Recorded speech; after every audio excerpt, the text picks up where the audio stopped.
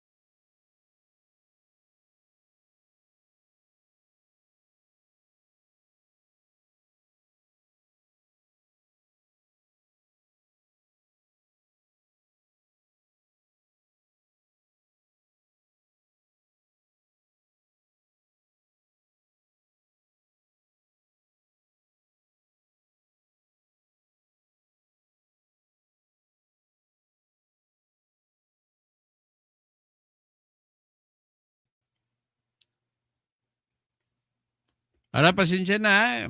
May nang hack na naman sa akin. Grabe. Magaling sila. Binabawalan ako na mag-live stream.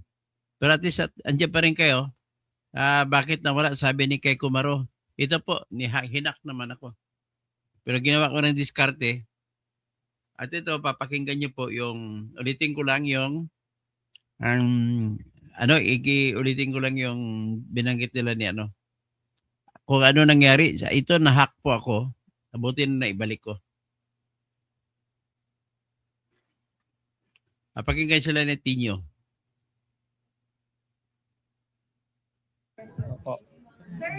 Para siguradong makarating kay at ni-receive na ng kanyang opisina, personal na inabot namin ang complaint sa kanya. So wala nang duda rito, no? Filed and received by the Office of the Secretary General, at ang malinaw na nakasaad sa rules ay the Secretary General shall immediately refer to the Speaker. No? So yan ang inaasahan natin ngayon. Natanggap niya na immediate referral to the Speaker. However, hindi tayo nakakuha ng definite commitment kay Secretary General na i-refer niya kaagad kay Speaker ang complaint. No? So, hindi natin malaman kung bakit. No? Babantayan natin ito at we expect, dahil may sapat na panahon, no, dapat may immediate referral to the Speaker. No? Para naman yung Speaker, ma-actionan ito. According to the rules, the Speaker has 10 session days to refer to include the complaint or complaints in the order of business. Problema lang, may 10 days nga. Ang problema lang, baka ngayon, yung naunang reklamo, baka na-i-refer na kasi dung January 19 pa naisampa yun. Kaya, inang problema, baka na-i-refer na yun. No, so in other words, sa rules, may sapat na panahon para pagsamahin ang impeachment complaints para magkaroon ng isang initiation of proceedings lamang. No, so in other words, walang anumang dahilan para sabihin ng House na may nauna na, hindi na pwede ang iba pa. No, so yan ang ini-expect natin na mangyari sa complaint na ito. Sir, ano po ba stretch the Office of the Secretary General to include the complaint in the, what did you say? Under first complaint na nakafile. Sorry? Sir, yung po ba, yung Secretary General na ibigay na sa office? Of course, nilabas nga namin itong rules at sabi natin, well, SecGen, ni-receive mo na, ang tungkulin mo na ngayon ay immediate referral to the Speaker. No, unfortunately, hindi nga siya nagko-commit na ngayon mismo, 'di ba? Ibig sabihin ng immediate ay dapat ngayon na, 'di ba? Well, baka mas maganda tanungin na lang siya directly kung ano yung sinabi niya. Okay, well, ang sinabi niya according to tradition, wala pong nangyayari na on the same day ay nire-refer sa Speaker ang complaint, which is to me does not make sense. No. Malinaw, again, eto na naman tayo. Bakit nila may problema ang mga opisyal